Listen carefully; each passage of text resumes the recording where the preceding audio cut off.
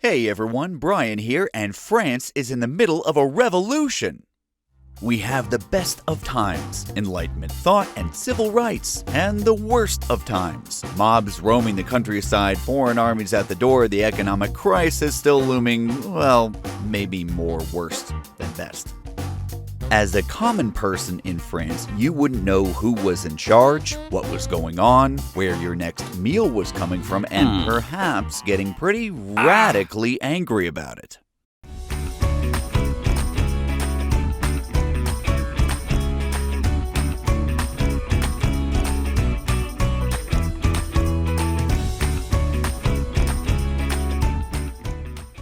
Radical isn't just a great word from your parents' generation, but it's also a pretty important historical concept.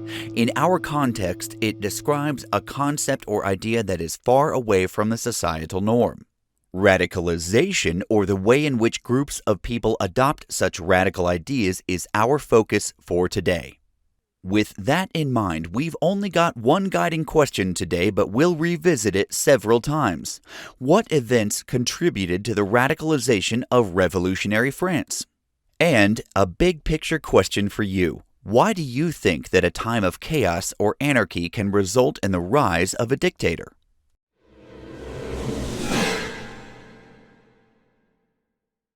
While people had been hating the monarchy in France for some time, the revolution is generally agreed to have been, well, more than a little unplanned. The economic and leadership crises that brought about the revolution were still very much crises.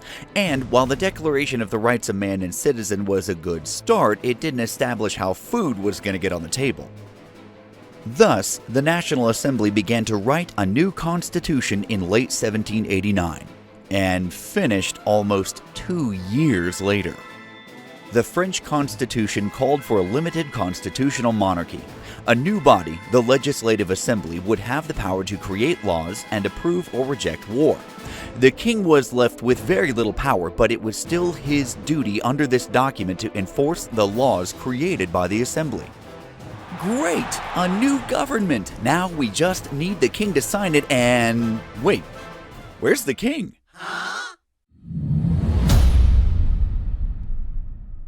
If you thought that Louis was taking it pretty well that a group of peasants were telling him what he could and couldn't do, well, you'd be dead wrong. While under house arrest and awaiting the new constitution, Louis had been corresponding with foreign monarchs, giving them this basic message. I'm a prisoner and the peasants are going to take away my power. Do you want this to happen to you? No? Then send troops.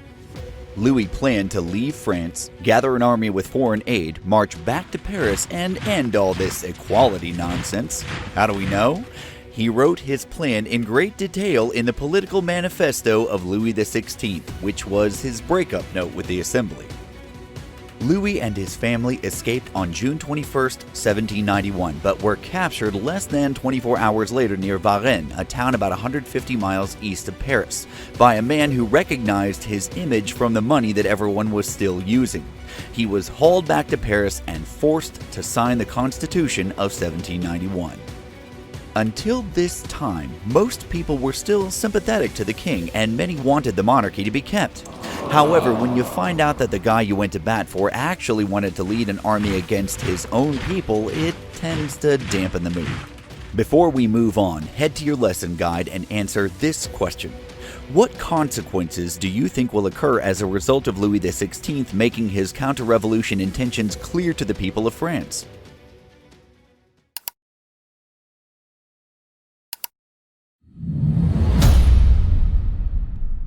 Remember that we have many groups of people for many different reasons attempting to make a new government. The adoption of the Constitution and the attempted flight of the king solidified these major factions in France. The radicals on the left side of the hall opposed any form of monarchy and wanted major changes to the whole system. The Constitution did not go far enough in their opinion. The moderates, sitting in the center of the meeting hall, wanted change, but every step needed to be measured so as not to cause more turmoil. The conservatives on the right side of the hall favored limiting the monarchy but keeping many of the former institutions. Quick question. Why did I tell you where in the hall these factions were sitting? That seems pretty random. Did you guess? That's right. The modern political terms for liberal, conservative, and centrist ideas came from where these groups were sitting. Additionally, you have two outside groups attempting to throw their ideas in. The émigrés were nobles who had been fortunate enough to escape and attempted to help Louis restore the Ancien regime. The sans-culottes, which basically means no fancy pants in French, this group made up of shopkeepers and workers who bore the brunt of the king's taxes and wanted even more radical changes than the revolutionaries. Looking at the 5 factions, head to your lesson guide and make connections between which of these factions might work together and which might oppose each other. Now, revisit our essential question: what events contributed to the radicalization of revolutionary France? Head to your lesson guide and briefly discuss 2 important events you've learned about so far.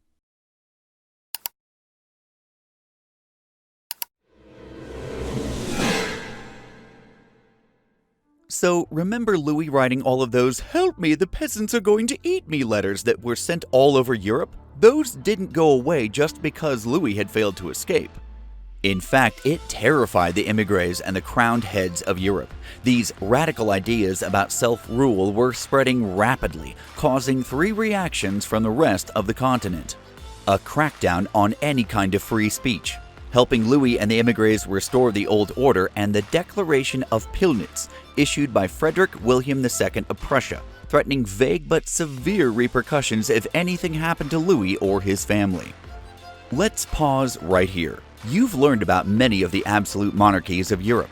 Why do you think that the other absolute monarchs were concerned about what would happen to Louis? Answer in your lesson guide.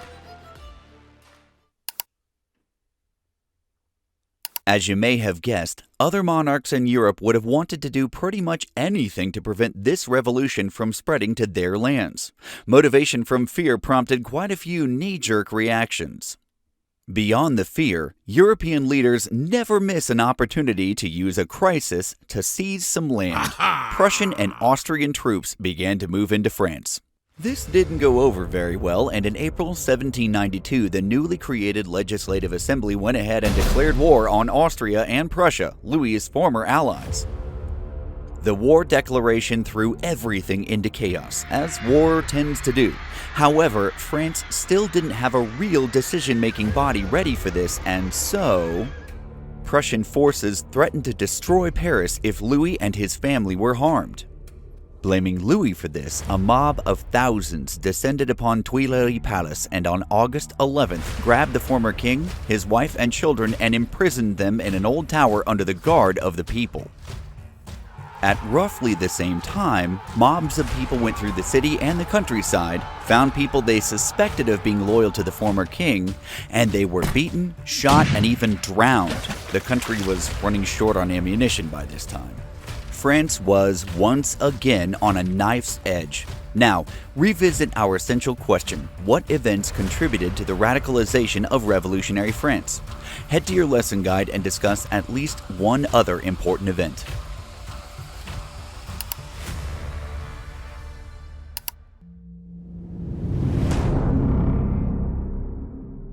If you thought radicalization was bad, wait until you hear about the Reign of Terror. I know, right? But to the reign we go next, because history is everywhere. Hey!